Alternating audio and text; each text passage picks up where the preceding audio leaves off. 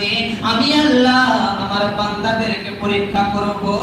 ওয়া ইন্না ইলাইহি তুরজাউন, এবং আমার নিকট তাদেরকে আসতে হবে, এতে কোনো ছাড় পাওয়া যাবে না।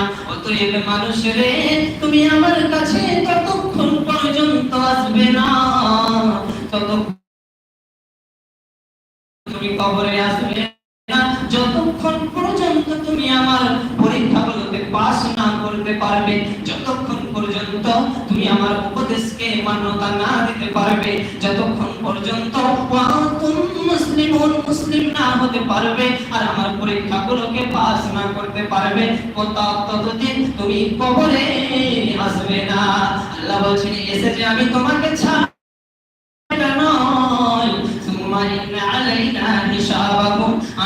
আমি তোমাদের হিসাব নিকাশের ব্যবস্থা করে দেব।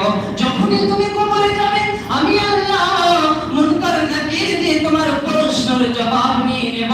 প্রশ্নের জবাব হবে, মান রব্বুকা, তোমার রব কি, মান দীনুকা, তোমার দ্বীন কি, মান নবিয়ুকা, তোমার নবী কে। এই তিনখানা প্রশ্নের জবাব যদি আমি আপনি দিতে পারি সেই কবরের মধ্যে, তাহলে আল্লাহ বলবেন, বান্দা এটা আমার জান্নাতে চলে গেল। আল্লাহ বলবেন, এরে ফেরেশতা, তুমি এর কবরে জান্নাতের বিছানা বিছিয়ে দাও। সুবহানাল্লাহ, কি ভাগ্যের বিষয়! এমনটা যদি আল্লাহ ফেরেশতাদেরকে আহ্বান করে বলে, ফেরেশতা, ও আমার ফেরেশতারা, তোমরা এই ব্যক্তির কবরে জান্নাতের বিছানা বিছিয়ে দাও, সেই আরামের ঘুমে ঘুমাচ্ছিত হয়ে যায় ইলা ইয়াউমাল কিয়ামাহ, সেই কিয়ামতটা। তবে আপনাদের প্রশ্ন জাগবে, মাওলানা, আমরা কিয়ামতটা ঘুমাবো বিশাল লম্বা সময়, তাহলে সময় এত ঘুম কিভাবে আসবে?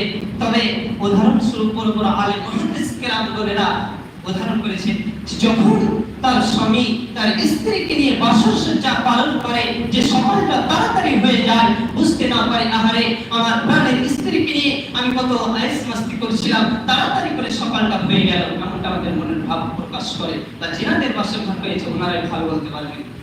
তাহলে এমনটা সে কিয়ামতের দিন সে জান্নাতে হবে, যে এই তো আমরা অল্প সময় শুয়ে থাকলাম, কিয়ামত চলে আসবে। তাহলে আল্লাহ বলছেন এই আয়াতের মধ্যে যে আমি কোন মানুষকে অনন্ত জীবন দান করিনি। হযরত আদম আলাইহিস সালাতু ওয়াস সালাম দুনিয়ায় এসেছিলেন, তিনিও দুনিয়াদারি করেছেন, দুনিয়া থেকে বিদায় হয়ে গেছেন। হযরত নূহ আলাইহিস সালাতু ওয়াস সালাম দুনিয়ায় এসেছিলেন, তিনিও জীবন যাপন করেছেন দুনিয়ার বুকে, তিনিও দুনিয়া থেকে বিদায় হয়ে গেছেন। হযরত নূহ আলাইহিস সালাতু ওয়াস সালাম দুনিয়ায় এসেছিলেন, তিনিও বিদায় হয়েছেন। হযরত ইদ্রিস, ইব্রাহিম, মুসা, ঈসা, যতগুলো নবী এসেছিলেন আমার নবীর পূর্বে, সমস্ত নবীকে মরণের স্বাদ আস্বাদন গ্রহণ করতে হয়েছে, আমার নবীকেও করতে হয়েছে, আমাদের মরণের স্বাদ আস্বাদন গ্রহণ করতে হবে।